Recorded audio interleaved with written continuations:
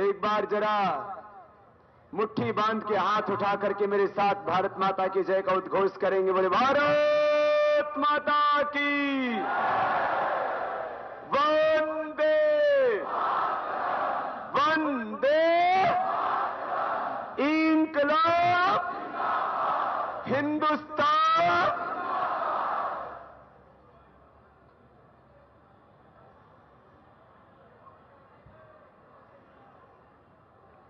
वर्तमान केंद्र सरकार का नेतृत्व कर रही कांग्रेस पार्टी के काला धन, भ्रष्टाचार और व्यवस्था परिवर्तन के मुद्दों पर विचार जानने के लिए, काले धन देश को दिलाने के लिए, भ्रष्टाचार मिटाने के लिए और व्यवस्था परिवर्तन के उनकी नीतियां क्या है, उनका एजेंडा क्या है, इसके लिए हमने उनको पूरा मौका दिया, उनको पूरा वक्त दिया और उसके बाद भी तख्त पर बैठे उन लोगों को यदि हिंदुस्तान के लोगों की रामलीला मैदान से आवाज सुनाई नहीं देती तो फिर हम पर ये वो दोष नहीं लगा सकते कि हम उनको बदनाम करने के लिए, उनका विरोध करने के लिए यहां पर आए हुए हैं। अब वो अपनी बदनामी का रास्ता खुद खोल रहे हैं और अपने हाथों से यदि वो अपने कब्र खो दें तो फिर इसका इल्जाम हम पर ना लगाया जाए।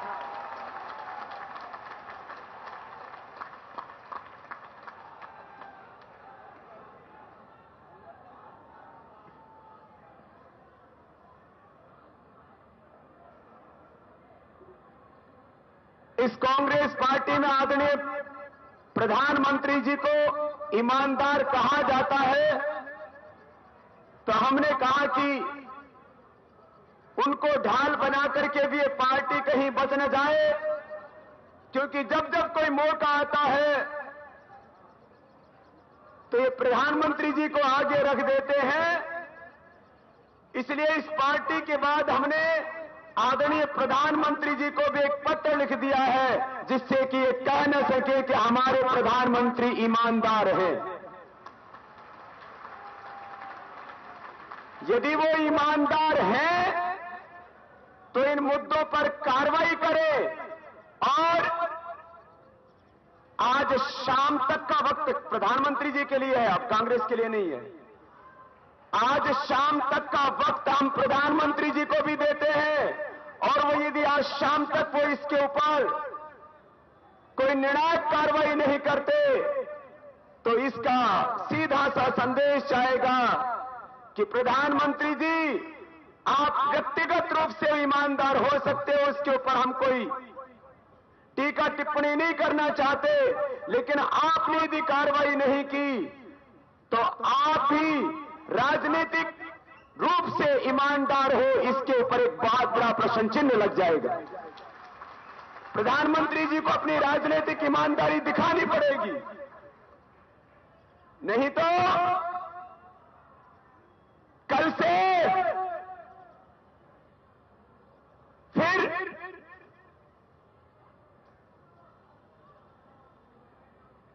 वह जन क्रांति होगी, वहां महाक्रांति होगी और जो क्रांति रामलीला मैदान से होगी वही क्रांति का महाशंखनाद फिर हिंदुस्तान के हर घर घर में, गांव गांव, गली गली में 121 करोड़ लोगों तक गूंजेगा।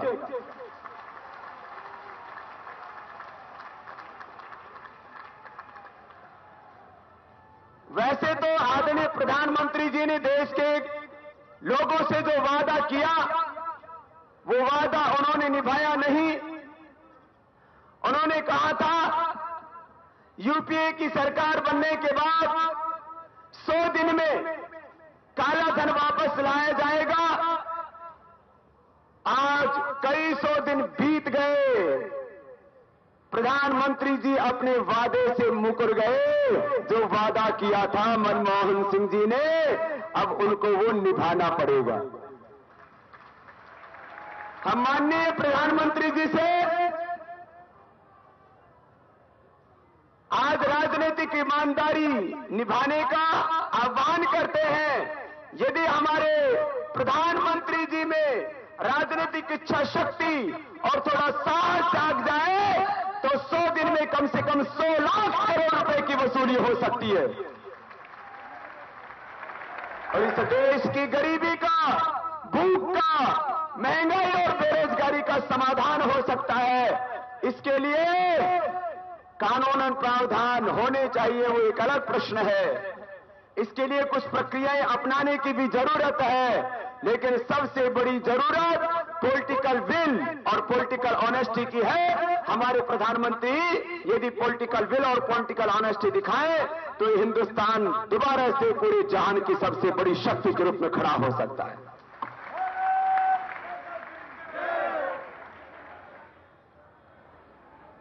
प्रधानमंत्री जी के शाम तक इंतजार करेंगे, लेकिन अभी जो मैं देख रहा हूं यहां जन सैलाब आने की तस्वीरें, तो आंदोलन से जुड़े सभी लोगों ने मुझसे आग्रह किया कि बाबा जी, जो आज आंदोलन की अगली रणनीति, उसका ऐलान यदि शाम को 5 बजे किया जाए तो पूरा हिंदुस्तान यहां रामलीला मैदान में होगा और अब जो 100, 200, 500 के जत्थे आ रहे हैं, शाम तक यहां रामलीला मैदान में आपको मुंड ही मुंड दिखाई देंगे, झुंड तो अभी दिखाई दे ही रहे हैं। यह जन समर्थन का कोई प्रश्न ही नहीं है। ये पूरा हिंदुस्तान जानता है। आज तक हमने 11 लाख किलोमीटर की यात्रा, 11 करोड़ से ज्यादा लोगों की सभाएं की हैं और पिछले 20 वर्षों का इतिहास इस बात का साक्षी रहा है। कभी जन समर्थन का हमको मोहताज नहीं होना पड़ा है और आज वही नजारा आपको रामलीला मैदान में देखने को मिल रहा है। आज शाम को 5 बजे कांग्रेस पार्टी जो जो पाप कर रही है और क्यों इस हिंदुस्तान को इंसाफ कर रही है, वो भी पूरी प्रामाणिकता के साथ आपके बीच में रखेंगे। काले धन को राष्ट्रीय संपत्ति घोषित करने में उनको आपत्ति क्यों है? मैं आपसे भी पूछता हूं, विदेशों में जमा काले धन को राष्ट्रीय संपत्ति घोषित करने में कांग्रेस को आपत्ति क्यों है भाई? सब बोल रहे हैं बाबा ये कहीं उन्हीं की तो संपत्ति नहीं है। यदि उनकी संपत्ति नहीं है तो उसको राष्ट्रीय संपत्ति घोषित करने में आपत्ति। ऐसे ही इन तमाम मुद्दों के ऊपर, क्योंकि अब उनको जो वक्त दिया था वो वक्त पूरा हो गया। 3 दिन उनकी बारी थी, आज शाम 5 बजे से हमारी पारी और बारी शुरू हो जाएगी और इसके पीछे मकसद उनको बदनाम करना नहीं, क्योंकि वो तो अपने कर्मों से खुद बदनाम हो रहे हैं। इसलिए हमें उनको बदनाम करने की आवश्यकता है ही नहीं।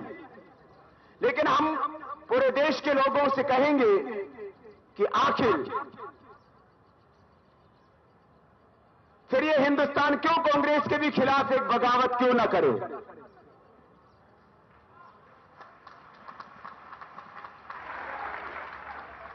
जिसको हिंदुस्तान से, हिंदुस्तानियों से, हिंदुस्तान के 121 जनता से, देश के 121 करोड़ जनता से जिनको प्यार नहीं, उनको शासन करने का अधिकार नहीं।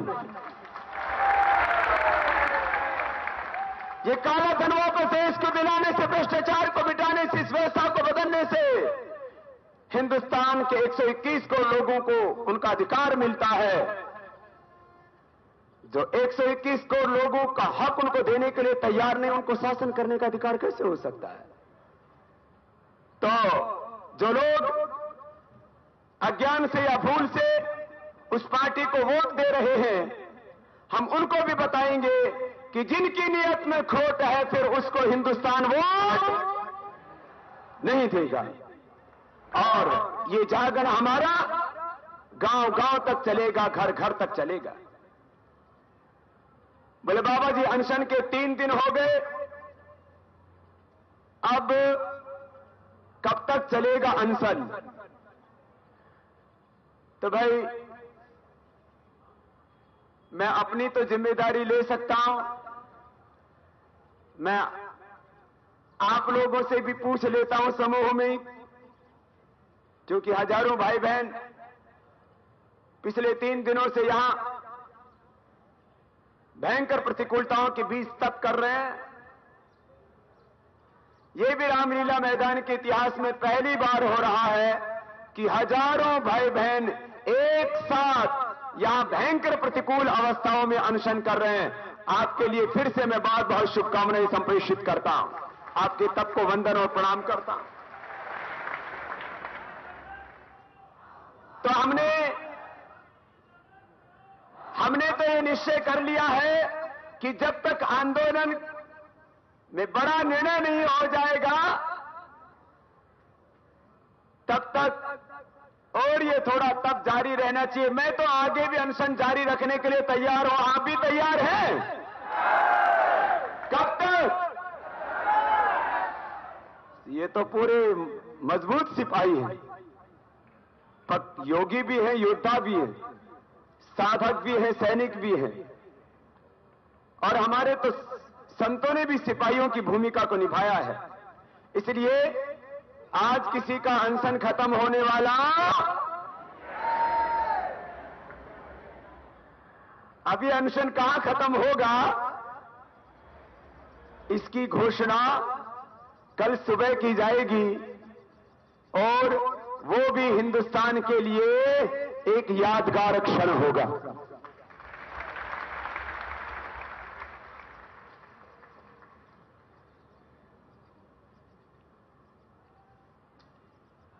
क्योंकि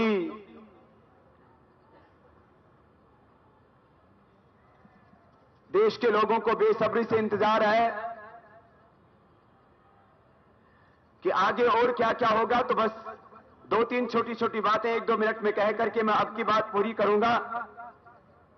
जो अपने दिल के पूरे उद्गार व्यक्त करने, उसके लिए मैंने 5 बजे का वक्त चुना है, लेकिन आंदोलन की अग्नि रणनीति में अब यह भी तय किया गया है, जो भी राजनीतिक दल काले धन, भ्रष्टाचार और व्यवस्था परिवर्तन की लड़ाई साथ साथ मिलकर के लड़ना चाहते हैं, उन सब का भी इस मंच पर हम आह्वान करते हैं।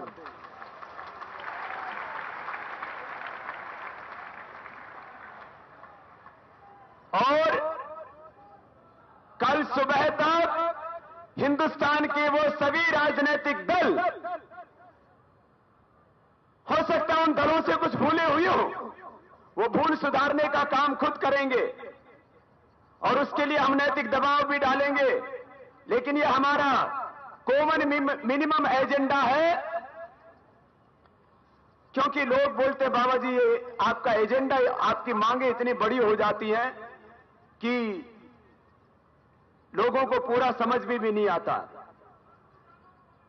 इसलिए हमारा एक कॉमन मिनिमम एजेंडा है, जो भी राजनीतिक दल काले धन, भ्रष्टाचार और व्यवस्था परिवर्तन की, जो मैंने मुख्य रूप से 8 मांगे रखी थी, 3 भ्रष्टाचार से जुड़ी हुई, 3 काले धन से जुड़ी हुई और 3 व्यवस्था परिवर्तन से जुड़ी हुई मांगे, यदि काला धन, भ्रष्टाचार और व्यवस्था परिवर्तन से जुड़ी हुई इस 8-9 मांगों पर पूर्ण सहमति तैयार हो जाएगी तो हिंदुस्तान में कोई गरीब नहीं रहेगा, कोई अनपढ़ नहीं रहेगा, कोई भूखा नहीं सहेगा, कोई बेरोजगार नहीं रहेगा, न महंगाई रहेगी, न जीवन में किसी तरह का कोई अभाव और न आर्थिक और सामाजिक अन्याय।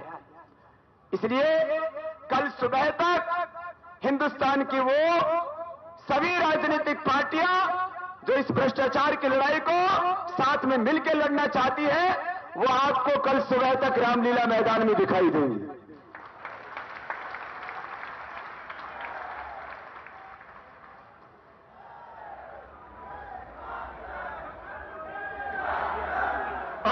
बहनों,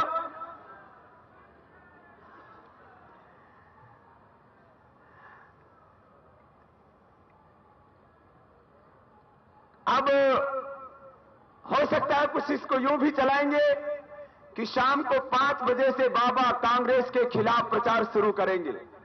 हम कांग्रेस के खिलाफ नहीं, इसलिए 3 दिन का मौका दिया, और मौका इस हिंदुस्तान ने 65 वर्षों से उनको दिया है।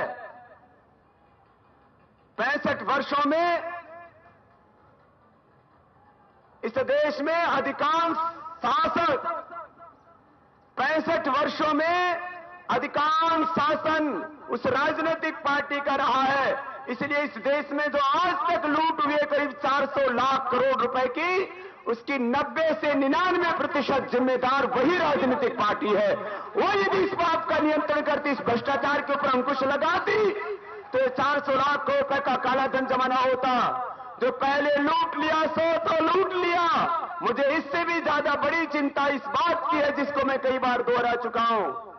जल, जंगल, जमीन, पूरी भू समुदाय और अर्थव्यवस्थाओं के ऊपर इस तरह से इन्होंने शिकंजा कस लिया है कि ये करीब 20,000 लाख करोड़ रुपए की भू समुदाय, हर रोज उसमें हजारों करोड़ रुपए की लूट हो रही है, हर रोज। इसलिए यदि ये आप इन पूरे मुद्दों पर, जो 8 मुद्दे मैंने पहले ही दिन रखे थे, शाम को फिर मैं एक एक मुद्दे को लेकर के पूरी बात करूंगा कि आखिर भू संपदाओं को बचाने के लिए इस पार्टी को आपत्ति क्या है। क्या भू संपदाओं को लूटने वाली या लूटने वालों को बचाने वाली यही पार्टी है? क्या भ्रष्टाचार करने वाली या उनको संरक्षण देने वाली यही पार्टी है? क्या एफडीआई के माध्यम से जो धन आया उसके वास्तविक मालिकों के नाम बताने में इसलिए आपत्ति है कि वो नाम खुल जाएंगे तो हम खुद ही बदनाम हो जाएंगे? तो हम फिर दोहरा रहे हैं, हम किसी पार्टी के खिलाफ प्रचार नहीं कर रहे, लेकिन जो पार्टियां इस काम को नहीं कर रही उसके पीछे उनकी मंशा क्या हो सकती है, ये विचार हम आपके बीच में रखेंगे।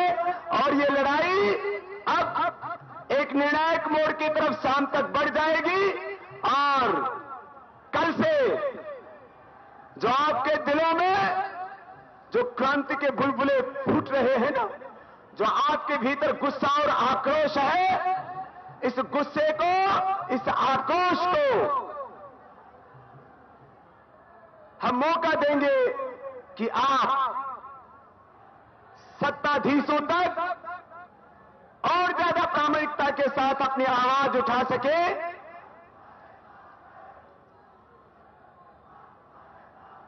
ये हजारों भाई बहनों के हाथों में लहराता हुआ तिरंगा और उनके भीतर उठता हुआ जोश और जुनून बहुत कुछ कह रहा है।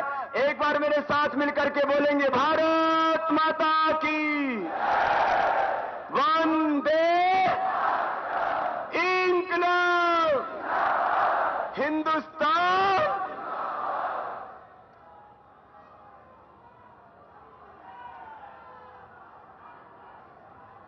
ये पत्र हम अपने मीडिया के भाइयों को भी उपलब्ध करा देंगे अभी।